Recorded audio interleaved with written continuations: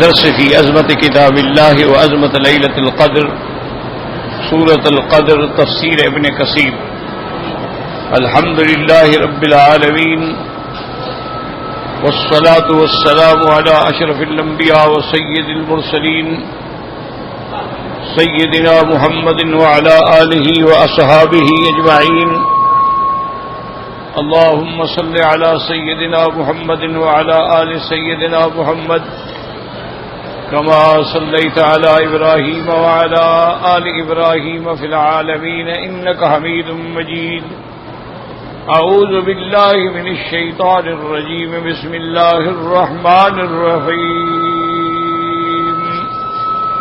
إنا أنزلناه في ليلة القدر وما أدراك ما ليلة القدر، ليلة القدر خير من ألف شهر، تنزل الملائكة والروح فيها بإذن ربهم من كل أمر، سلام هي حتى مطلع الفجر۔ قال المؤلف والمفسر رحمه الله تعالى: أدام النفع بعلومه وعلومكم في الدارين آمين، إلى أن قال: وقال ابن جرير حدثنا ابن حميد قال حدثنا عقاب بن مسلم عن المثنى بن الصباح عن مجاهد قال: كان في بني إسرائيل رجل يقوم الليل حتى يصبح ثم يجاهد العدو بالنهار حتى يمسي، ففعل ذلك 1000 شهر، فأنزل الله تعالى هذه الآية: ليلة القدر خير من 1000 شهر، قیام تلک اللیلۃ خیر من عمل ذلک الرجل۔ اب ابن جریر رحمۃ اللہ علیہ نے اس سند کے ساتھ یہ روایت نقل فرمائی ہے حضرت مجاہد سے کہ بنو اسرائیل کے اندر ایک آدمی ایسا تھا جو ساری رات تہجد میں گزارتا تھا اور سارا دن اللہ کے راستے میں جہاد کرتا تھا اللہ کے دشمنوں سے۔ ففعل ذلك 1000 شهر، اس آدمی نے اسی حالت میں 1000 مہینے تک یعنی عبادت بھی کی اور جہاد بھی کیا۔ تو اللہ تبارک و تعالی نے حضور صلی اللہ علیہ وسلم کی امت پہ انعام فرماتے ہوئے یہ آیت، یہ سورت نازل فرما دی کہ لیلۃ القدر خیر من 1000 شہر، کہ لیلۃ القدر کے اندر کی جو عبادت ہے وہ اس آدمی کے عمل سے زیادہ بہتر ہے۔ وقال ابن ابي حاتم اخبرنا يونس قال اخبرنا ابن وهب قال حدثني مسلمة بن علي عن علي بن عروة قال ذكر رسول الله يوما 4 من بني اسرائيل عبد الله 80 عاما لم يعصوا طرفة عين، فذكر ايوب وزكريا وحزقيل بن العجوز ويوشع بن نون عليهم الصلوات والتسليم۔ قال فأجب أصحاب رسول الله صلى الله عليه وسلم من ذلك، فأتاه جبريل فقال: يا محمد صلى الله عليه وسلم، أجبت أمتك من عبادة هؤلاء النفر 80 سنة لم يعصوه طرفة عين، فقد أنزل الله خيرا من ذلك، فقرأ عليه: إنا أنزلناه في ليلة القدر وما أدراك ما ليلة القدر، ليلة القدر خير من 1000 شهر، هذا أفضل مما أجبت أنت وأمتك۔ قال: وسر بذلك رسول الله صلى الله عليه وسلم والناس معه۔ ابن ابی حاتم نے اس سند کے ساتھ علی ابن عروہ سے روایت نقل کی ہے کہ ایک دن حضور پاک نے صلی اللہ علیہ وسلم نے 4 آدمیوں کا ذکر کیا کہ بنی اسرائیل میں 4 آدمی ایسے گزرے ہیں جنہوں نے 80 سال تک اللہ کی عبادت کی اور ایک لمحے کے لیے بھی نافرمانی نہیں کی ہے۔ پھر آپ نے ذکر فرمایا کہ حضرت ایوب، حضرت زکریا، حضرت حزقیل، حضرت یوشع بن نون، یہ 4 بندے ایسے ہیں کہ جنہوں نے 80 سال تک اللہ تبارک و تعالیٰ کی عبادت کی اور ایک لمحے کے لیے بھی نافرمانی نہیں کی۔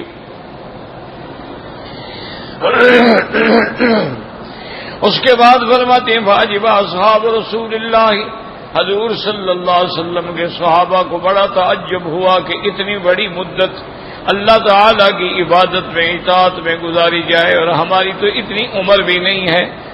فأتاه جبریل، حضرت جبریل علیہ السلام تشریف لائے۔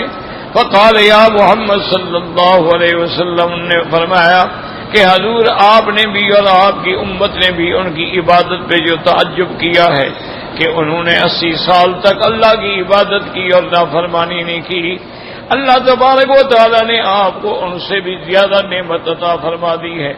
اور پھر یہ سورت تلاوت فرمائی کہ انا انزلناہ فی لیلۃ القدر وما ادراک ما لیلۃ القدر لیلۃ القدر خیر من الف شہر هذا افضل مما اجبت انت وامتک۔ یہ ان کی عبادت سے بھی، ان کے 80 سال کی محنت سے بھی زیادہ بہتر ہے اگر آپ ایک رات عبادت فرمائیں۔ فسر بذلک رسول اللہ صلی اللہ علیہ وسلم والناس معه، حضور پاک بہت خوش ہوئے کہ اللہ تبارک و تعالی نے میری امت پہ ایسا انعام فرما دیا ہے کہ ایک رات کی عبادت جو ہے وہ 1000 مہینے سے بہتر ہے۔ وقال سفیان الثوری بلغنی ان مجاہد لیلۃ القدر من خیر من الف شہر قال عملها صيامها وقيامها خیر من الف شہر۔ سفیان الثوری رحمۃ اللہ علیہ فرماتے ہیں کہ حضرت مجاہد رحمۃ اللہ علیہ نے اس آیت کی تفسیر میں ارشاد فرمایا کہ جو آدمی اس کے اندر روزہ رکھے، اس رات کے اندر عبادت کرے، اس رات کے اندر قیام کرے، وہ 1000 مہینے سے زیادہ بہتر ہے۔ رواہ ابن جریر وقال ابن ابی حاتم حدثنا ابو زرعہ قال حدثنا ابراہیم بن موسیٰ قال اخبرنا ابن ابی زائدۃ بن جریج عن مجاہد لیلۃ القدر خیر من الف شہر لیس فی تلک الشہور لیلۃ القدر۔ حضرت مجاہد فرماتی ہیں کہ لیلۃ القدر کی رات 1000 مہینے سے بہتر ہے، لیکن ایسا 1000 مہینہ جس میں لیلۃ القدر نہ ہو، کیونکہ اگر ہو تو پھر وہ بھی خیر ہو جائے گی۔ وهكذا قال قتادہ ابن دعامت والشافعی وغیر واحد وقال عمرو بن قیس الملائی عمل ابیا خیر من عمل الف شہر۔ انہوں نے فرمایا اس کے اندر عمل کرنا جو ہے وہ 1000 مہینے کے عمل سے زیادہ بہتر ہے۔ وهذا القول بأنها أفضل من عبادة الف شهر ليس فيها ليلة القدر هو اختیار ابن جریر وهو الصواب لا ما عداه۔ اب فرماتی ہیں کہ 1000 مہینہ یعنی جس میں لیلۃ القدر نہ ہو، ابن جریر رحمۃ اللہ علیہ نے اسی قول کو پسند فرمایا اور حقیقت بھی یہی ہے۔ وهو كقوله تعالى رباط ليلة في سبيل الله خير من ألف ليلة فيما سواه من المنازل۔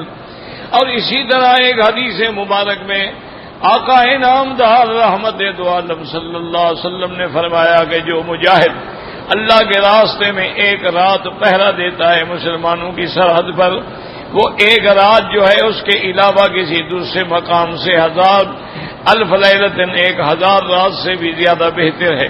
رواہ احمد وکما جاء فی قاصد الجمعۃ بحیۃ حسنۃ من نیۃ صالحۃ انه يقبله امر سنۃ من اجر صيامها وقيامها الى غیر ذلك من المعانی المشابهۃ لذلك۔ اور اسی طرح ایک حدیث مبارک میں آیا ہے کہ جو بندہ جمعہ کے دن اچھے طریقے سے غسل کرے، اچھا لباس پہنے، اچھی شکل اور اچھی حیت کے ساتھ اور صحیح نیت کے ساتھ خالص اللہ کی عبادت کے لیے جمعہ کی نماز میں حاضر ہو اور ادا کرے، اللہ اس کو 1 سال کا اجر عطا فرماتے ہیں۔ جیسے اس نے 1 سال روزے بھی رکھے ہوں اور قیام بھی کیا ہو، اس کو اللہ تبارک و تعالی اس کا اجر عطا فرماتے ہیں۔ تو اصل بات یاد رکھیں کہ یہ سارے جو ہیں یہ ہیں انعامات الہی، اللہ کے انعام، خاص حضور کی امت صلی اللہ علیہ وسلم، اور وہ ہر قسم کے انعامات۔ لیلۃ القدر کا ایک عظیم انعام ہے کہ اس کی عبادت 1000 مہینے سے بہتر ہے۔ اسی طرح جو مجاہد اللہ کے راستے میں 1 رات پہرا دیتا ہے وہ 1000 رات سے بہتر ہے۔ اسی طرح جو مسلمان جمعہ کے دن غسل کر کے خوشبو لگا کے کپڑے پہن کے بڑی اچھی شکل، اچھی حیت، اچھے لباس سے اور خالص اللہ کی رضا سے، یہ سب سے پہلی شرط ہے کہ ہر عمل میں نیت یہ ہو، کیونکہ اگر نیت میں کھوٹ ہو تو پھر کوئی ثواب نہیں ملتا۔ اگر ریا ہے، لوگوں کو دکھلاوا ہے، سمعت ہے، شہرت ہے، اپنے مریدوں کے سامنے دکھلانا ہے کہ حضرت دیکھیں جی کس وقت سے جمعہ کے لیے بیٹھے ہیں، تو پھر تو بجائے ثواب کے گناہ ہے۔ سب سے بڑی شرط یہ ہے کہ نیت خالص، عمرہ کریں نیت خالص، طواف کریں نیت خالص، حج کریں نیت خالص، نماز پڑھیں نیت خالص۔ اور دوسری بات یاد رکھیں کہ ہر عمل میں کامل توجہ کی بھی ضرورت ہے۔ اگر آپ عمل کر رہے ہیں اور اس میں کامل توجہ نہیں ہے تو پھر وہ ثواب حاصل نہیں ہوتا۔ مثلا آپ نے نماز شروع کی تو کامل توجہ ہو کہ اللہ اکبر، میں نے اللہ کی بڑائی کا اعتراف کیا، اور ایک ایک لفظ پہ نظر ہو کہ سبحانک اللہم و بحمدک و تبارک اسمک و تعالی جدک و لا الہ غیرک۔ اب رکوع میں جا رہا ہو تو اس کو پتہ ہو میں رکوع کر رہا ہوں، اور رکوع میں جب تسبیحات کہے تو کامل توجہ ہو کہ سبحان ربی العظیم، سبحان ربی العظیم۔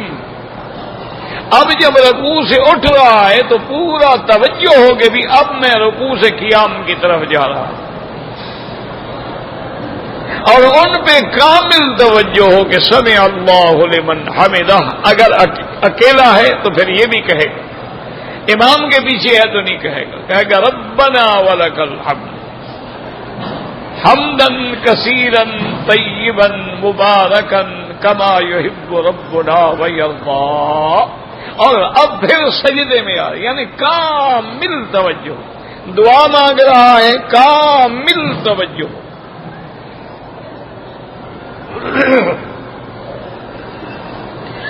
اور نیت خالص اللہ کے لیے ہو تو کتنا بڑا انعام ہے کہ بھئی ایک جمعہ کی نماز میں آپ کے کیا 2-3 گھنٹے لگیں گے، 1 سال کے روزے اور 1 سال کی تہجد کا ثواب مل جائے۔ یہ انعامات۔ اسی طرح آپ صبح کی نماز پڑھ کے جہاں آپ نے نماز پڑھی ہے وہیں بیٹھ جائیں۔ ہاں یہ الگ بات ہے کہ طواف کی جگہ ہے تو آپ ہٹ جائیں، مقصد مسجد سے نہ نکلیں، اور کسی سے دنیا کی کوئی بات نہ کریں، قصہ کہانی کیا حال ہے، کیسے ہو، تم کب آئے، تم کب جاؤ، بالکل نہیں۔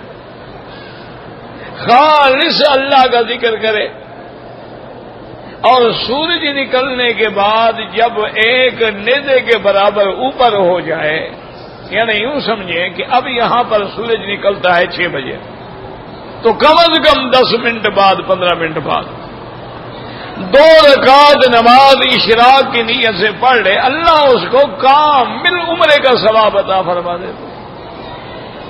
اچھا اب دیکھیں عمرہ ہوتا تھا مکے میں، مدینہ شریف میں عمرہ نہیں، مدینہ منورہ میں طواف بھی نہیں، مدینہ منورہ میں صفا مروہ بھی نہیں، تو اللہ نے مدینے والوں پر بھی انعام فرما دیا کہ تم گھر سے نکلو فجر کی نماز کے بعد مسجد قباء میں جا کے 2 رکعت پڑھ لو، تمہیں کامل عمرے کا ثواب۔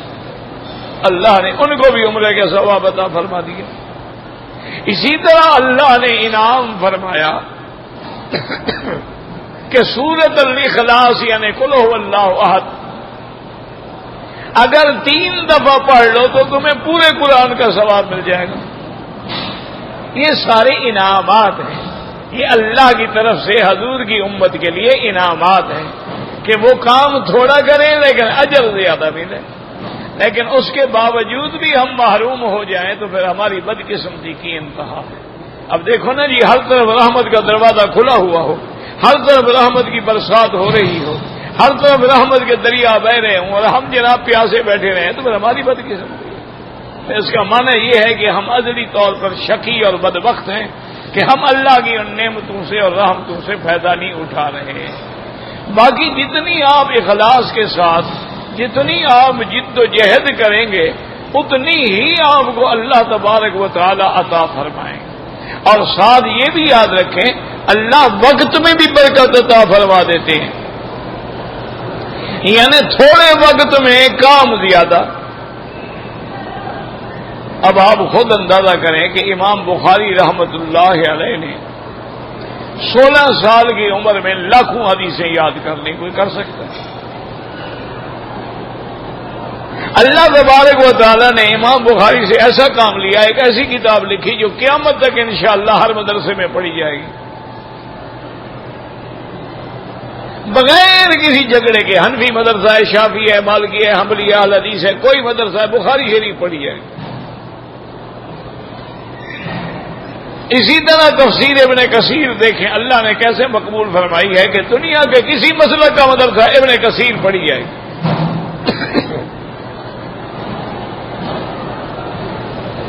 تو اللہ تبارک و تعالی نے کام لیا ہے، یعنی آپ حیران ہوں گے کہ امام ابو یوسف رحمت اللہ علیہ نے اور امام محمد رحمت اللہ علیہ نے اتنی بڑی کتابیں لکھی ہیں کہ آج ہم پڑھ بھی نہیں سکتے، یعنی ہم مطالعہ بھی نہیں کر سکتے۔ اللہ ان کے وقت میں برکت دے دیتے ہیں کہ وقت تھوڑا کام زیادہ، عمر تھوڑی ثواب زیادہ، محنت تھوڑی اجر زیادہ۔ اللہ تبارک و تعالیٰ ان کے لیے آسانیاں پیدا فرما دے۔ تو اس لیے یاد رکھیں یہ سب انعامات ہیں، اللہ کی نعمتیں ہیں، اللہ کی رحمتیں ہیں جو اللہ نے مادی طور پر بھی، جسمانی طور پر بھی، نفسانی طور پر بھی، عقیدے کے طور پر بھی، عمل کے طور پر بھی، عبادت کے طور پر بھی حضور کی امت کو عطا فرمائے۔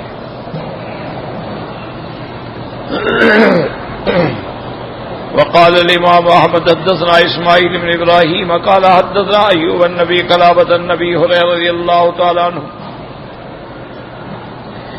لما حضر رمضان قال رسول اللہ صلی اللہ علیہ وسلم قد جاءكم شهر رمضان شهر مبارك افترض الله عليكم صيامه تفتح فيه ابواب الجنة وتغلق فيه ابواب الجحيم وتغل فيه الشياطين فيه ليلة خير من 1000 شهر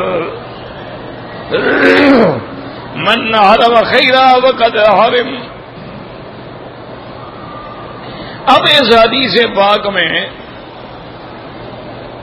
امام احمد رحمت اللہ علیہ نے حضرت ابو ہریرہ سے روایت نقل کی ہے، وہ فرماتے ہیں کہ جب رمضان کا مہینہ آیا تو حضور پاک نے فرمایا کہ مسلمانوں قد جاءکم شہر رمضان، رمضان کا مہینہ آ گیا، شہر مبارک، ایسا برکت والا مہینہ، اللہ نے اس کے روزے تم پہ فرض کر دیے ہیں۔ یاد رکھو کہ رمضان کا مہینہ جو ہے اس کے روزے فرض ہیں۔ اگر کوئی بیمار ہے، کوئی سفر میں ہے، روزہ نہیں رکھ سکا، لازم قضا کرے گا کیونکہ یہ فرض روزے، حتیٰ کہ حیض والی عورت ہے، نفاس والی عورت ہے،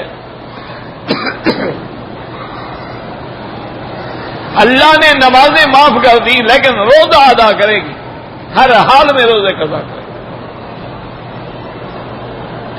اور حضور پاک نے فرمایا کہ اس مہینے میں تفتح فیہ ابواب الجنت، جنت کے دروازے کھل جاتے ہیں۔ اب حالانکہ ہم داخل تو نہیں ہو رہے جنت میں، تو مرنے کے بعد داخل ہوگا نا آدمی۔ جنت کے دروازے کھل جانے کا معنی کیا ہے؟ یعنی مبارک ہے مسلمانوں کے لیے، آؤ جنت تمہارا انتظار کر رہی ہے، دروازے بھی کھل گئے۔ وَتُغْلَقُ أَبْوَابُ الْجَحِيمِ، اور جہنم کے دروازے بند ہو جاتے ہیں۔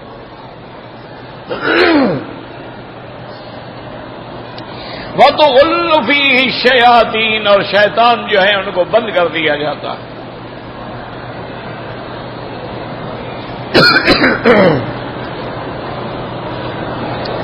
آپ نے فرمایا کہ اس میں ایک رات ایسی ہے جو 1000 راتوں کی عبادت سے بہتر ہے۔ جو رمضان میں اس نعمت سے محروم ہو گیا وہ معنی یہ ہے کہ وہ ہے ہی محروم، پھر وہ شقی۔ ایک مسئلہ سمجھو کہ بھی شیطان بند ہو جاتے ہیں، شیطان بند ہو جاتے ہیں تو پھر تو رمضان میں گناہ بھی نہ ہو۔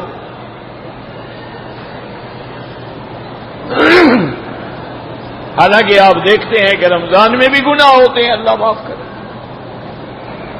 چوریاں بھی ہوتی ہیں، ڈاکے بھی ہوتے ہیں، زنا بھی ہوتے ہیں، شرابی شراب بھی پیتے ہیں،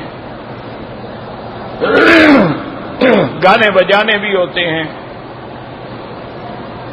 تو شیطان کے بند کرنے کا معنی یہ ہے، یاد رکھو کہ اگر شیطان بند نہ ہوتے تو لوگ اس سے بھی زیادہ گمراہی میں مبتلا ہوتے۔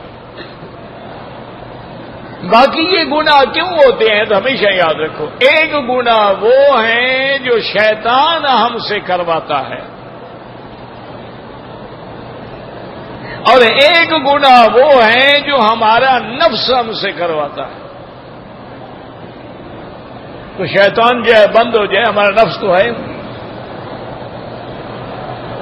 اور اسی طرح بعض علماء نے فرمایا کہ شیطان دو قسم کے ہوتے ہیں، جنات میں بھی ہوتے ہیں، انسانوں میں بھی ہوتے ہیں۔ تو وہ جنات والے شیطان تو بند ہو گئے، لیکن انسانوں والے شیطان تو کھلے ہوئے ہیں۔ تو اس لیے برائیاں ہوتی ہیں، لیکن جن کو اللہ تبارک و تعالی نے رمضان المبارک کی شان عطا فرمائی ہے، وہ تو یعنی جیسے بزرگوں نے لکھا ہے کہ شعبان کا مہینہ استقبال میں گزارتے تھے، اور رمضان کے بعد شوال کا مہینہ اس کے غم میں گزارتے تھے کہ ہائے وہ رحمت والا مہینہ چلا گیا۔ اور اس کے بعد پھر عشر حج شروع ہو گئے۔ اللہ کی دیکھیں نا کہ رمضان میں آپ کو گناہوں سے پاک کر دیا، اب حج کے لیے تیار ہو جائے، اب عشر حج شروع ہو گئے۔ تو یہ اللہ کا ایک نظام ہے کہ میرے بندے جو ہیں وہ ہر وقت میری نعمتوں سے اور میری رحمتوں سے زیادہ فیض حاصل کریں۔ ورواه النسائی من حدیث ایوبی ولما كان ليلة القدر تدريبات عبادت الف شهر ثبت في الصحيحين۔ اب مفسر فرماتا ہے کہ لیلۃ القدر کی عبادت جو ہے وہ 1000 مہینے کی عبادت سے برابر ہے یا بہتر ہے۔ ثبت في الصحيحين یعنی امام بخاری اور امام مسلم النبی رضی اللہ تعالیٰ عنہ ان رسول اللہ صلی اللہ علیہ وسلم قال من قام لیلۃ القدر ایمانا واحتسابا غفر له ما تقدم من ذنبه۔ حضور نے فرمایا کہ جو آدمی لیلۃ القدر کی رات میں قیام کرتا ہے ایمانا واحتسابا، دو لفظ ہیں یاد رکھو، ایمان بھی ہو اور اللہ سے ثواب طلب کرنے والا بھی ہو۔ احتساب کا معنی یہ ہے کہ اللہ سے اجر طلب کرنے والا بھی ہے۔ تو اب ایک رات کا قیام کرنے سے اللہ اس کے جتنے پہلے گناہ ہیں وہ سارے کے سارے معاف فرما دیتے ہیں۔ وَقَوْلُهُ تَبَارَكَ وَتَعَالَى، یاد رکھو کہ لیلۃ القدر میں اللہ نے خاص طور پہ 3 چیزوں کا ذکر کیا، یاد رکھو۔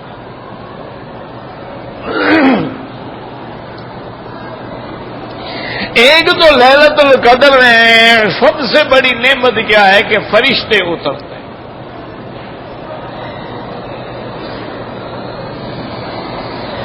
اور دوسری نعمت کیا ہے والروح کہ جبریل بھی اترتا ہے، اور تیسری رحمت کیا ہے کہ سلام، یہ رات سلامتی کی رات ہے صبح تک۔ تو یہ 3 نعمتیں ہیں ایک رات میں۔ تنزل الملائکہ، تو بعض علماء نے فرمایا کہ سارے ملائکہ اترتے ہیں،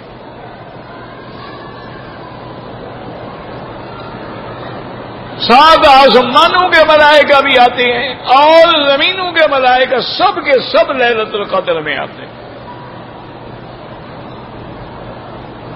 اب اشکال یہ پیدا ہوتا ہے کہ بھئی اگر آسمانوں کے فرشتے اترے ہیں تو آسمانوں میں بھی جگہ نہیں ہے، زمین پہ وہ کیسے سما جائیں گے؟ کیونکہ حضور نے فرمایا آسمانوں میں ایک بالشت کے برابر بھی جگہ نہیں مگر کوئی فرشتہ کھڑا ہے۔ تو اگر وہ سارے فرشتے اتر آئیں تو زمین پر کیسے سمائیں گے؟ تو علماء نے فرمایا اس کی مثال ایسے ہے کہ جیسے حاجی ہے. اب حاجی ماشاءاللہ عرفات میں تو 30 لاکھ کا مجمع ہوتا ہے. اب 30 لاکھ آدمی تو ایک دفعہ حرم میں طواف نہیں کر سکتا، لیکن کوئی آ رہا ہے کوئی جا رہا ہے، کوئی آ رہا ہے کوئی جا رہا ہے، تو اللہ سب کو نصیب فرما دیتے ہیں. تو اسی طرح ملائکہ اتر بھی رہے ہیں چڑھ بھی رہے ہیں، اتر بھی رہے ہیں چڑھ بھی رہے ہیں، تو سارے ملائکہ کی حاضری ہو جاتی، تو اشکال باقی نہیں رہتا. اور دوسری بات کیا تھی کہ والروح اور جبریل اترتا. جبریل علیہ السلام کا اترنا جو ہے وہ بہت بڑی عظمت کی دلیل ہے. اچھا، اور ایک حدیث میں تو یہ بھی آتا ہے کہ ملائکہ باقاعدہ حضور کے امتیوں کو سلام بھی کرتے ہیں، اور بعض اللہ والوں کے ساتھ تو مصافحہ بھی کرتے ہیں.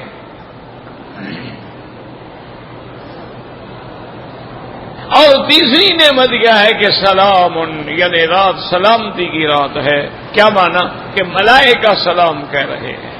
کیا معنی؟ اللہ سلامتی اتار رہے ہیں. کیا معنی؟ کہ ہمارے لیے ظاہری اور باطنی سلامتی ہوتی ہے. تو یہ 3 نعمتیں ہیں ایک رات میں. تو اب پہلی نعمت کے بارے میں مفسر رحمۃ اللہ علیہ فرماتے ہیں تنزل الملائکۃ والروح فیہا بإذن ربہم من کل امر. تنزل الملائکۃ فی ھذا اللیل کثرت برکاتہا. مفسر فرماتے ہیں اس رات میں فرشتوں کا اترنا زیادہ ہو جاتا ہے، ورنہ فرشتے تو ہر دن اترتے ہیں. کرامن کاتبین بھی آتے ہیں، حفظہ بھی آتے ہیں، اور اسی طرح جہاں ذکر کی مجلس ہو، قرآن کی مجلس ہو، وہاں بھی فرشتے آتے ہیں. لیکن اس رات میں کثرت کے ساتھ فرشتے آتے ہیں، کیونکہ اس رات کی جو برکتیں ہیں والملائکۃ ينزلون مع تنزل البرکۃ والرحمۃ کما ينزلون عند تلاوت القرآن. اللہ کے فرشتے برکت اور رحمت لے کے نازل ہوتے ہیں، جیسے جب تم قرآن پڑھتے ہو تو اللہ کے فرشتے نازل ہوتے ہیں. وَيُحِيطُونَ بِحِلْقِ الذِّكْرِ، اور جہاں اللہ کا ذکر ہوتا ہے وہاں احاطہ کر کے فرشتے کھڑے ہو جاتے ہیں. وَيَضَعُونَ أَجْنِحَتَهُمْ لِطَالِبِ الْعِلْمِ، جو قرآن حدیث کے طالب العلم ہیں ان کے آگے فرشتے اپنے پر بچھاتے ہیں. کیوں؟ تعظیما لہ، اس کی عظمت کے لیے. وَأَمَّا الرُّوحُ، روح سے مراد کیا ہے؟ وَقِيلَ الْمُرَادُ بِهِ ہا هُنَا جبریل علیہ السلام. فَيَكُونُ مِنْ بَابِ عَطْفِ الْخَاصِ عَلَى الْعَامِّ، کیونکہ پہلے اللہ نے فرشتے فرما دیے تو جبریل بھی تو فرشتہ ہے، اس کا ذکر آ گیا، لیکن پھر اللہ نے خاص طور پہ جبریل علیہ السلام کا ذکر کیا. وَقِيلَ هُمْ ضَرْبٌ مِّنَ الْمَلَائِكَةِ كَمَا تَقَدَّمَ فِي سُورَةِ النَّبَأ. اور بعض علماء فرماتے ہیں کہ روح جو ہے ایک خاص ملائکہ کی قسم ہے، اور بعض فرماتی ہیں کہ روح جو ہے ایک اللہ کا خاص فرشتہ ہے. لیکن اکثر اور جمہور کی رائے یہ ہے کہ روح سے مراد جو ہے وہ جبریل امین ہے، کیونکہ دوسری جگہ قرآن میں تفسیر موجود ہے نزل بہ الروح الامین. قرآن لے کے کون آیا؟ الروح الامین. تو مراد کون ہے؟ جبریل علیہ السلام. وقوله تعالی من کل امر قال مجاہد سلام ہی من کل امر. وقاسم سنتنا عیسیٰ من قال نام مجاہد کے سلام نہیں قال یہ سالمۃ لا يستطيع الشیطان یعمل فیہا سوءا ویعمل فیہا اذن. ابو فضل رحمۃ اللہ علیہ فرماتے ہیں ہر لحاظ سے ہر عمل سے سلامتی ہے. اور بعض علماء فرماتے ہیں سلام ان کا من ہے یہ رات سالمہ ہے، سلامتی سے ہے، پاک ہے، اس میں شیطان کوئی برائی نہیں کر سکتا، کسی مسلمان کو ایذا نہیں پہنچا سکتا. وقال قتادہ غیر تقضى فی الامور تقدر الاجال واللذات. حضرت قتادہ فرماتے ہیں کہ اسی رات میں اللہ سارے سال کے امور جو ہیں اس کا فیصلہ فرماتے ہیں، اور جن کی اعمار ہیں ان کا فیصلہ فرماتے ہیں، اور ملائکہ کو باقاعدہ مطلع کر دیا جاتا ہے. وقال اس لیے کہ فرماتے ہیں فیہا یفرق کل امر حکیم من کل امر سلام سلام ہی حتی مطلع الفجر قال تسلیم الملائکۃ القدر المساجد الفجر کہ اللہ کے فرشتے جو لوگ مسجد میں عبادت کر رہے ہوتے ہیں ان کو آ کے سلام کہتے ہیں، جیسے کہ جنت میں انشاءاللہ جب ہم داخل ہوں گے تو فرشتے سلام کہیں گے، والملائکۃ یدخلون علیہم من کل باب سلام ہی حتی مطلع سلام علیکم طبتم فادخلوها خالدین۔ اس لیے فرماتی ہے روایت ابن جریر انبان کالم کل امرئ سلام ہی، انہوں نے فرمایا کل امر نہیں، من کل امرئ یعنی ہر بندے کے لیے سلامتی ہے۔ والبیک بکتاب ذوالوقات عن علی اصلا غریبا فی نزول الملائکۃ والمرسلین قدر رسول البرکۃ المرسلین۔ امام بیہقی نے اپنی کتاب میں فضائل اوقات میں ایک روایت نقل کی ہے، اس میں غرابت تو ہے لیکن اس میں انہوں نے لکھا ہے کہ اللہ کے فرشتے آتے ہیں، نمازیوں پہ گزرتے ہیں، نمازیوں کو سلام کرتے ہیں، چاہے ہم نہ سنتے ہوں لیکن ان کے سلام کے اثرات و برکات جو ہیں اس رات کے اندر موجود ہوتے ہیں۔ فروا ابن بیاد من قابل احبار غریبا عجیبا متورا جدا فی تنزل الملائکۃ سدرۃ المنتہی صحبۃ جبریل علیہ السلام ودعاء من المؤمنات۔ اسی طرح عقاب احبار نے بھی ایک اثر نقل کیا ہے کہ لیلۃ القدر میں سدرۃ المنتہی سے جبریل کی قیادت میں اللہ کے سارے فرشتے اترتے ہیں، سارے فرشتے زمین پہ آتے ہیں اور مسلمانوں کو سلام بھی کرتے ہیں اور مومنین کے لیے اور مومنات کے لیے دعا بھی کرتے ہیں۔ وقال ابو داؤد الطیالسی عمران القطان قطار ابی میمون نبی ہریرہ قال فی لیلۃ القدر انها لیلۃ صابئۃ او تاسعۃ وعشرین وَإِنَّ الْمَلَائِكَةَ تِلْكَ اللَّيْلَةَ فِي الْأَرْضِ أَكْثَرَ مِنْ عَدَدِ الْحَصَىٰ۔ اس حدیث میں ہے کہ حضور نے فرمایا کہ لیلۃ القدر جو ہے 27 کو ہوگی یا 29 کو ہوگی، اور اللہ کے فرشتے اتنے اترتے ہیں زمین میں کہ زمین کے اندر جتنے ریت کے ذرے ہیں، پتھر کے کنکر ہیں، ان سے بھی زیادہ تعداد میں فرشتے نازل ہوتے ہیں زمین میں۔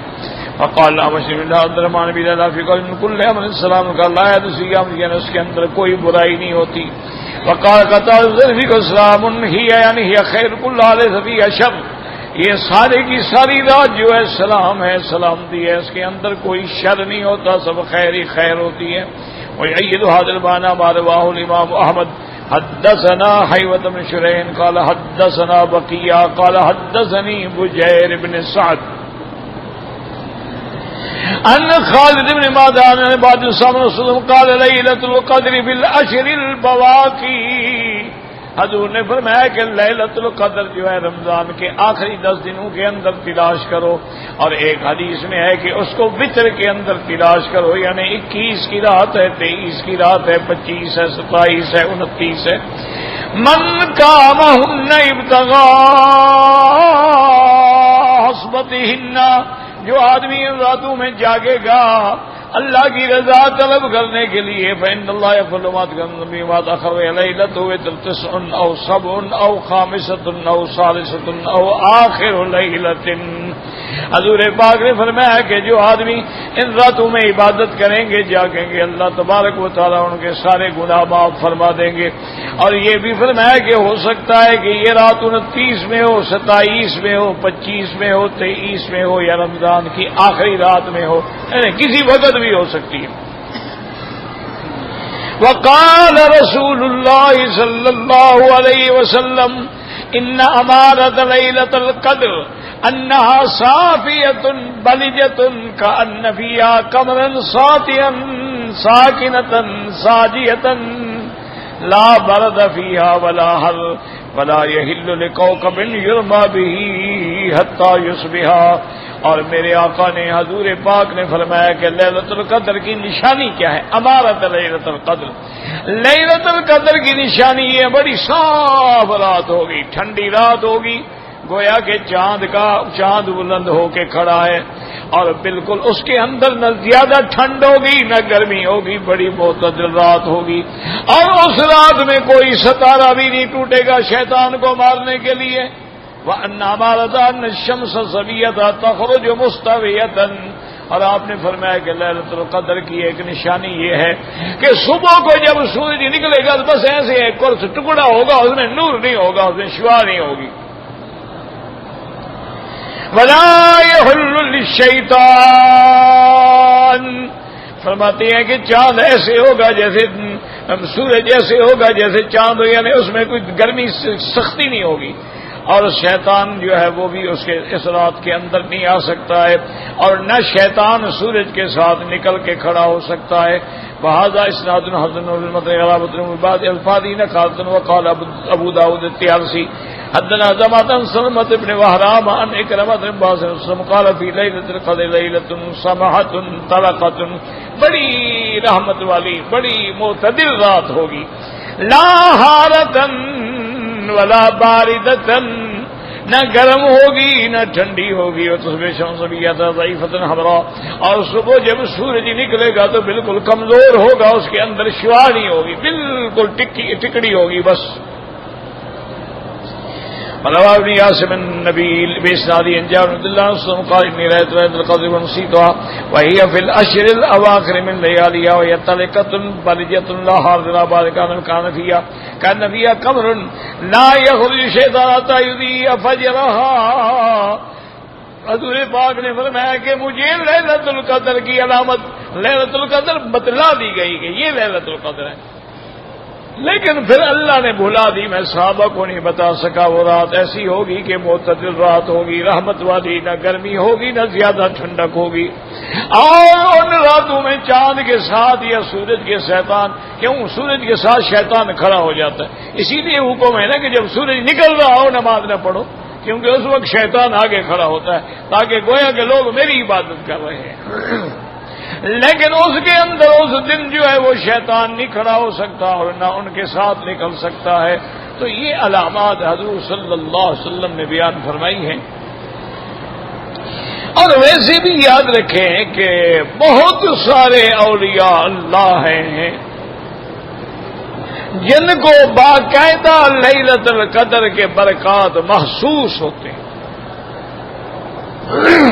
اور وہ سمجھ لیتے ہیں کہ بھی آج لیلۃ القدر. اور اس کی ایک عام نشانی تو وہ ہے نا جو حضور نے فرما دی کہ وہ رات معتدل ہوگی، نہ ٹھنڈی ہوگی نہ گرم ہوگی. اور دوسرا بزرگوں نے اور اولیاء اللہ نے یہ لکھا ہے کہ اس رات اگر نماز پڑھتے ہوئے، قرآن پڑھتے ہوئے، دعا مانگتے ہوئے تیرے دل کے اندر رقت طاری ہو جائے، تیرے آنسو بہنے لگ جائیں اور تیرا دل عبادت میں لگنا شروع ہو جائے تو سمجھو لیلۃ القدر. اسی لیے حضرت مالک ابن دینار رحمت اللہ علیہ فرماتے تھے کہ بھائی میری تو جو دعا قبول ہوتی ہے مجھے پتہ لگ جاتا ہے اور جو قبول نہیں ہوتی اس کا بھی پتہ لگ جاتا ہے. شاگردوں نے پوچھا کہ حضرت کیسے پتہ چل جاتا ہے؟ مانا یہ ہے کہ اس دعا کے ہونے سے پہلے ہی پتہ لگ، کام ہونے کے بعد تو سب کو پتہ لگ جاتا ہے نا. مانا ہے کہ دعا مانگنے کے بعد پتہ لگ جاتا ہے کہ یہ دعا قبول ہو گئی یا نہیں ہوئی. انہوں نے پوچھا حضرت کیسے پتہ؟ پر میں جس دعا میں مناجات کرتے ہوئے مانگتے ہوئے لذت آ رہی ہو، بدن کانپ رہا ہو، بال کھڑے ہو جائیں، دل میں رقت اور خوف طاری ہو جائے اور آنکھوں سے آنسو بہنے لگ جائے، میں سمجھ جاتا ہوں رب راضی ہو گیا، میری دعا منظور ہو.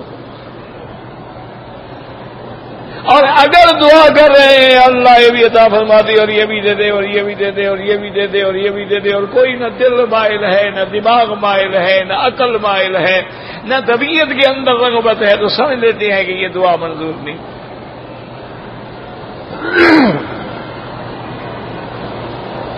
بلکہ بعض اولیاء اللہ نے تو یہ بھی لکھا ہے کہ تم اگر دعا مانگ رہے ہو اور دعا میں لذت نہیں حاصل ہو رہی تو بند کر دو.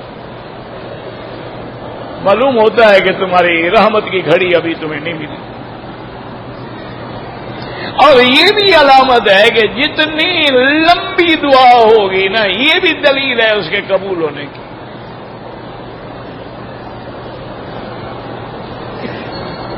اور اپنی ہر چیز چھوٹی ہے یا بڑی وہ اپنے اللہ کے سامنے رکھے، اللہ سے مانگے۔ اور یہ تو ہر بندے کو پتہ، دیکھو یہ آپ نماز پڑھے، پتہ ہی نہیں میں نے کیا پڑھا ہے، مغرب کی نماز پڑھی ہے، پتہ ہی نہیں امام صاحب نے کون سی صورتیں پڑھی ہیں، سجدے میں سبحان ربی الاعلی سبحان ربی، پتہ ہی نہیں میں نے کیا کہا، سنت میں کھڑا ہے، پتہ ہی نہیں میں نے نیت بھی کی ہے یا پتہ نہیں کی ہے۔ دیکھا نہیں کئی دفعہ بندہ اللہ اللہ وہ سوچ رہا ہوتا ہے کہ پتہ نہیں میں نے کی بھی ہے نیت یا نہیں کی،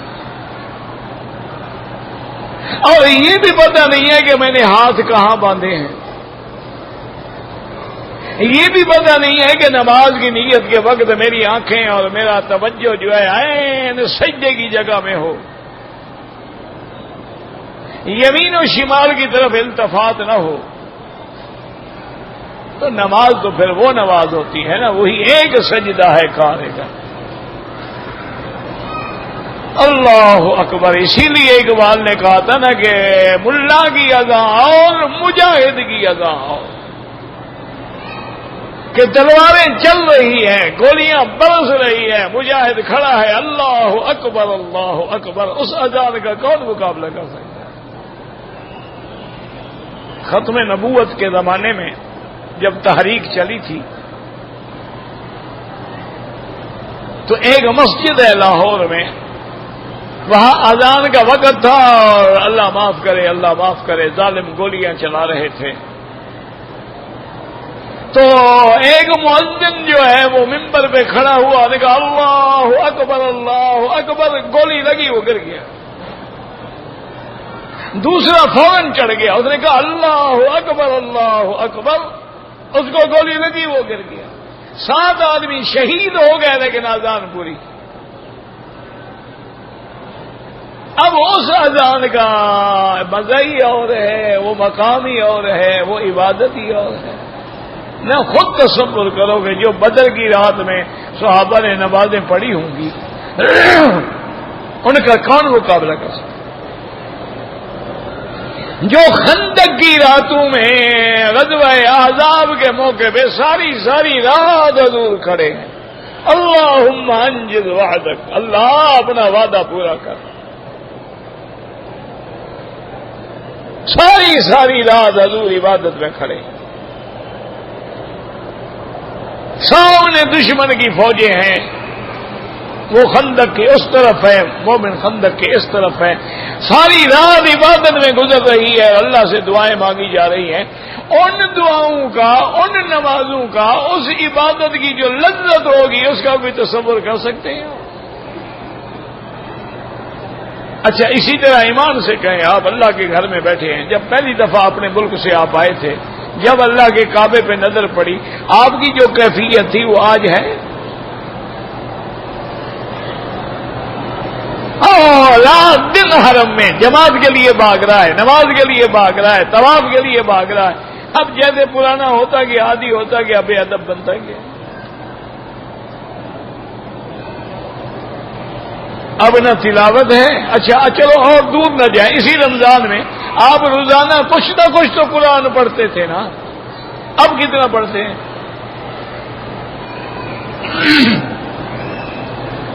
کیا مانا ہے؟ یعنی رمضان میں خدا اور تھا اب اور ہے، نعوذ باللہ، قرآن اور تھا اب قرآن اور ہے، بس اسی سے اندازہ کر دیا کریں گے ہماری باتیں قبول ہیں یا ہماری باتیں قبول نہیں ہیں۔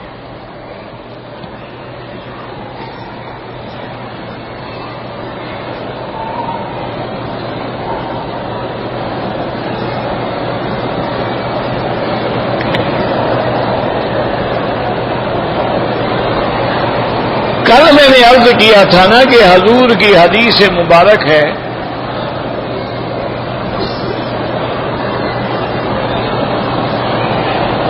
کہ ان تترک عائلتک اغنیاء خیر من ان یتکفف الناس، کہ اپنی اولادوں کو غنی چھوڑو، یعنی ان کو کچھ دے کے جاؤ، اگر اولادوں کو دینے کے لیے حکم نہ ہو تو پھر میراث کا کیا مطلب ہے؟ کیا تقسیم کرو گے؟ یہ جو میراث میں قرآن کا پورا رقوع مبارک ہے کہ لڑکے کے 2 حصے، لڑکی کا 1 حصہ، بیوی کا 8واں حصہ یا بیوی کا 4تھا حصہ ہے، خاوند کا 4تھا حصہ یا 8، یہ پھر جب جائیداد ہی نہیں تو تقسیم کیا ہوگی؟ جب جائیداد ہی نہیں ہے تو زکات کیا ہوگی؟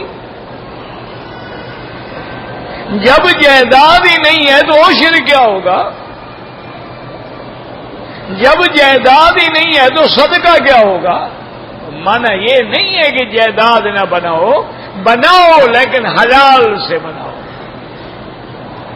حرام سے نہ بناؤ۔ باقی کہتے جی حضور پاک نے کیا چھوڑا، تم حضور پاک سے مشابہت کر سکتے ہو؟ اللہ کے بندے سنار اور لوہار بھی برابر ہو سکتے ہیں؟ حضور پاک کا تو مقام ہی بلند تھا نا، ان کی تو نسبت ہی کافی تھی کہ یہ میری اولاد ہے، اتنا کافی، اور کیا چھوڑتے حضور؟ لیکن اس کے باوجود بھی یاد رکھیں حضور نے اپنی بیویوں کے لیے باقاعدہ فدق جو باغ تھا اسی سے بیویوں کو خرچہ ملتا تھا، سارے صحابہ دیتے تھے، اہل بیت کو بھی دیتے تھے، ازواج کو بھی دیتے تھے۔ یہ معنی نہیں ہے، باقی ہوتا ہے توکل کے، جیسے عمر ابن عبدالعزیز کا جب آخری وقت آیا، ایک دوست نے کہا کہ حضرت آپ نے تو جو بھی جائیداد تھی ساری اللہ کے راستے میں لٹا دی، اب آپ کے پاس کچھ بھی نہیں ہے، آپ کے جوان بیٹے ہیں، کل کیا کریں گے؟ آپ نے فرمایا میرا بھائی بات بتاؤ، میرے بیٹے یا اچھے ہوں گے یا برے ہوں گے؟ اگر اچھے ہوں گے تو اللہ فرماتا ہے ان ولی اللہ الذی نزل الکتاب وهو یتولی الصالحین، اگر صالحین ہیں تو اللہ متولی ہے، اور اگر وہ غلط ہیں تو ان کے گناہوں کا میں کیوں ذمہ اٹھاؤں، جائیداد میں دے جاؤں، گناہ وہ کریں۔ یہ اللہ والوں کے مقام ہوتے ہیں، تیرا میرا مقام نہیں ہوتا۔ تیرے میرے لیے حکم یہ ہے کہ اپنی اولاد کے لیے کچھ نہ کچھ کر جاؤ تاکہ اولاد تمہارے بعد کسی کی محتاج نہ ہو۔ باقی انبیاء کا جو مقام ہے ان کا تو ورثہ ہی نہیں ہوتا نا، اللہ کے نبی کا تو میراث ہی نہیں ہوتا نا، لا نرث دینارا ولا درہما، حتیٰ کہ آپ کی تو زرہ جو ہے وہ بھی گروی میں رکھی ہوئی تھی، لیکن اس کے باوجود بھی اللہ کے پیغمبر نے اپنی زندگی میں سب کچھ دے دیا۔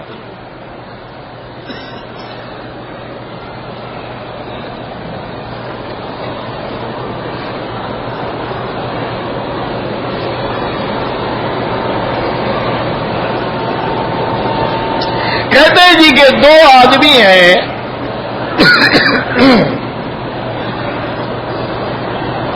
وہ حرم شریف میں تقریباً 40-45 منٹ نماز سے پہلے آئے۔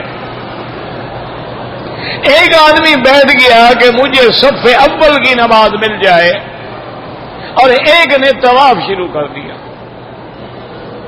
تو جس نے طواف کیا اس کو تو صف اول نہیں ملی، وہ تو پھر کھڑی ہو گئی نا نماز میں۔ طواف کرنا افضل ہے، اس لیے کہ طواف کی عبادت کسی دوسری جگہ میسر ہی نہیں ہو سکتی۔ صف اول تو ہر ملک میں مل جائے گی نا، صف اول میں نماز پڑھنا تو ہر جگہ مل سکتا ہے، لیکن طواف تو کسی جگہ نہیں مل سکتا۔ تو مکے میں رہتے ہوئے نفلی عبادات سے، تمام مستحبات سے افضل یہ ہے کہ اللہ کے گھر کا طواف کریں۔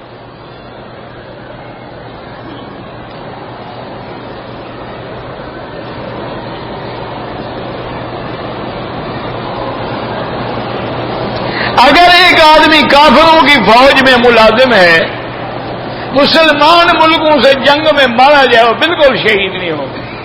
وہ کیسے شہید ہوگا؟ شہید کافروں کے مارنے سے ہوتا ہے کہ مسلمانوں کے مارنے سے ہوتا ہے؟ یہ کوئی بات ہے؟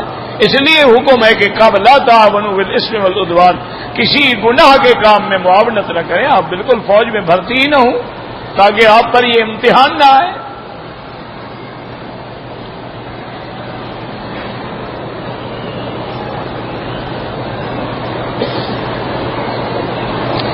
اخبار میں نے پڑھا ہے کہ اللہ کے راستے میں خرچ کرنے کے لیے اپنی آمدنی کا ایک حصہ وقف کر دیں، یعنی خود مقرر کر لو بھی ہر مہینے میں 100 ریال دوں گا، یہ ایک حصہ ہو گیا بس، جتنی تمہاری طاقت ہے۔ ایک آدمی کہتے بھی میں تو ہر مہینے میں انشاءاللہ 10 ریال خیرات کروں۔ میں نے چند سال پہلے کچھ دوستوں سے کہا تھا، انہوں نے عمل بھی کیا، اللہ ان کو جزائے خیر دے۔ میں نے کہا بھی تم اپنے اپنے ملک میں اپنی اپنی مسجدوں میں، چھوٹی مسجد ہے بڑی مسجد ہے، وہاں ایک حافظ قرآن پڑھانے والا بٹھا دو، اس کو کہو بھی عصر کی نماز سے لے کر عشاء کی نماز تک میں بچوں کو قرآن پڑھاؤں گا، اور اس کو تنخواہ تم دینی شروع کر دو۔ تو اگر 200 ریال بھی دو گے تو 5000 بن جائیں گے نا، تو تمہارے 200 ریال میں تیرے محلے کے پورے بچے قرآن پڑھ جائیں گے۔ تم زیادہ مسلوں میں نہ پڑھو کہ مدرسہ ہو اور بچے ٹھہریں، اور یہ ہر کسی کا کام نہیں، یہ بعض لوگ ہیں جن سے اللہ کام لیتا ہے۔ تم چھوٹے چھوٹے مدارس، کنویں ہیں، موضوعات ہیں، چھوٹی چھوٹی بستیاں ہیں، وہاں مسجد ہے لیکن مدرسہ کوئی نہیں، وہاں کے مقامی حافظ کو بٹھا دو کہ بھی میں تمہیں تنخواہ دوں گا، باقی اپنے گھر میں رہو، سارا دن کام کرو، صرف عصر سے لے کر عشاء تک بیٹھ جاؤ، جو بچے آئے قرآن پڑھاؤ۔ عشاء کے بعد بچوں کو بھی چھٹی، تمہیں بھی چھٹی۔ تو یہ کام یعنی آپ آج کل مہنگے سے مہنگا آدمی بھی رکھو تو 300-400 ریال میں ہو سکتا ہے، تو اس سے کتنے لوگ ہیں جو قرآن پڑھ جائیں گے۔ اگلے دن میں ایک اخبار میں پڑھ رہا تھا، ایک آدمی ہے، اس نے یتیم خانہ بنایا، ہر یتیم کا خرچہ جو ہے مہینے میں 10,000 روپے۔ اب اس نے کوشش کی ہے، کوئی آدمی 1 مہینے کا خرچہ لے لیتا ہے، کوئی 2 کا لے لیتا ہے، کوئی سال کا لے لیتا ہے، کوئی 2 سال کا لے لیتا ہے، ماشاءاللہ سینکڑوں بچے، بہترین رہائش ہے، بہترین کھانا ہے، بہترین اسکولوں میں پڑھ رہے ہیں۔ 10,000 روپے کمانا 500 ریال، جس کو اللہ نے سب کو دیا ہوا ہے اس کو 500 ریال دینے میں کیا تکلیف ہے؟ آج کل ہمارے لوگ تو 500 کی سگریٹ پی جاتے ہیں، کوئی 500 کے پان کھا جاتے ہیں، کوئی سگار پی جاتے ہیں، کوئی 500 کی آئس کریم کھا جاتے ہیں۔ تو اس سے بہتر نہیں ہے کہ اللہ کے راستے میں لگا، خود نہیں کر سکتے ہو کسی قابل اعتماد ادارے کو دے دو۔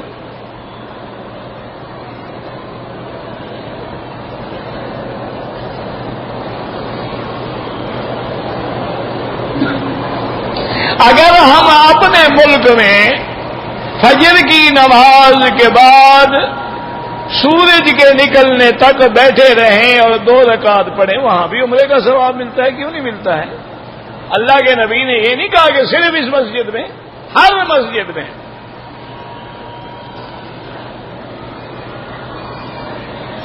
ایک آدمی پاکستان سے وزٹ پہ آیا ہے بغیر احرام کے، اگر وہ ڈپٹی پہ آیا ہے، ملازمت پہ آیا ہے، نوکری پہ آیا ہے تو کوئی جرمانہ نہیں، ورنہ دم پڑ گیا۔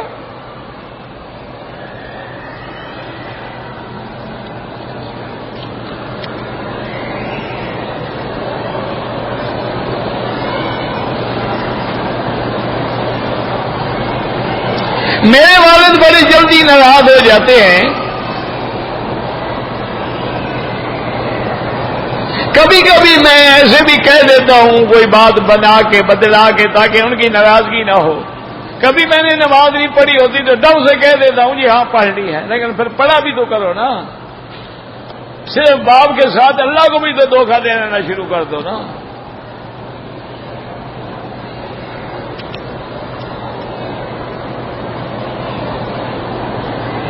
اگر ایک آدمی نے عمرہ کیا ہے، طواف کرنے کے بعد صفا مروہ نہیں دوڑا، احرام کھول دیا، دم پڑ گئی۔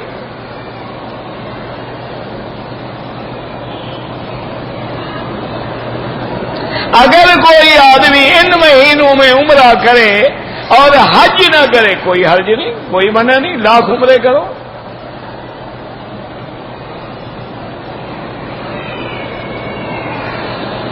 میں نے اپنے والد کے لیے حج کرنا ہے. اگر آپ مکے میں رہنے والے ہیں تو آپ حج افراد کریں، اور حج بدل میں افضل بھی حج افراد ہوتا ہے. کوئی عمرہ نہ کریں، 8 ذی الحج کو احرام باندھیں، نیت کریں ہر کام میں اپنے والد کی اور حج کریں.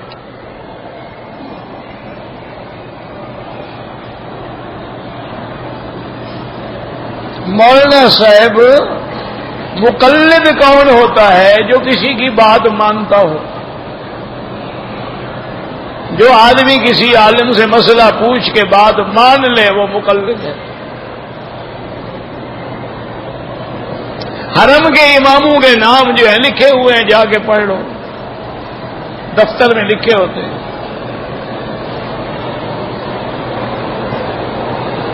اللہم احینی مسکینا، اس کا معنی یہ نہیں ہوتا کہ بھوکا ننگا ہو جائے، نہیں، معنی یہ ہوتا ہے کہ یا اللہ میں تیرا محتاج ہوں ہر وقت. کتنے لوگ ہیں جو لاکھ پتی ہو کر بھی مسکین ہیں، اور کتنے لوگ ہیں جو بھوکے ہو کر بھی ان کا دماغ ٹھکانے نہیں ہوتا ہے. اور اسی لیے معنی ہوتا ہے کہ یا اللہ احینی مسکینا وامتنی مسکینا واحشرنی فی زمرۃ المساکین، کیونکہ فقراء جو ہیں ان کا درجہ قیامت میں بلند ہے.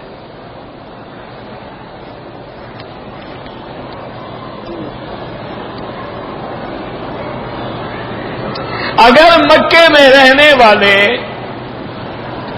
ایام اشہر حج میں یعنی شوال ذی القعدہ سے عمرہ کریں، حج فرض ہو جاتا ہے؟ بالکل نہیں.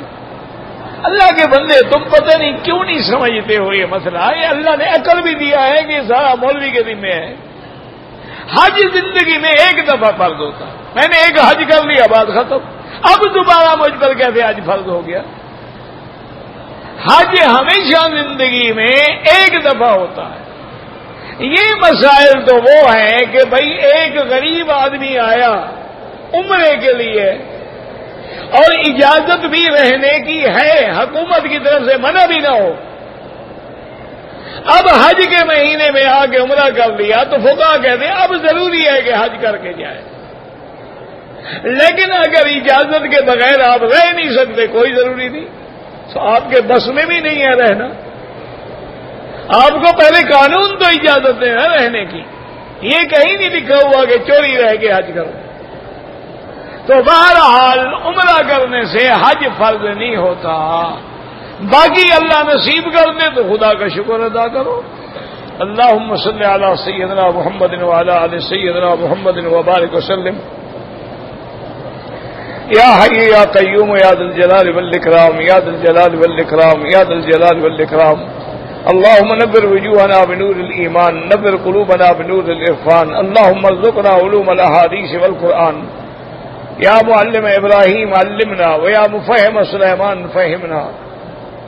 اللهم فرج هم المهمومين، نفس كرب المكروبين، واقض الدين عن المدينين، واشفنا واشف مرضانا ومرضى المسلمين. یا اللہ عالم اسلام پہ رحمت نازل فرما. یا اللہ اسلامی ملکوں سے اپنے عذاب رفع فرما. یا اللہ اسلامی ملکوں سے اپنے عذاب رفع فرما. یا الہ العالمین عالم اسلام کی، مسلمانوں کی قدم قدم پہ حفاظت فرما. یا اللہ تمام بلاد اسلامیہ کی حفاظت فرما. حرمین الشریفین کو قیامت تک ہر فتنے میں محفوظ فرما. یا اللہ بے حیاؤں کو حیا عطا فرما. یا اللہ بے دینوں کو دین عطا فرما. یا اللہ بیماروں کو شفا عطا فرما. بے روزگاروں کو روزگار عطا فرما. قرض داروں کے قرض عطا فرما. یا اللہ ہمیں مانگنا بھی نہیں آتا، بغیر مانگے عطا فرما.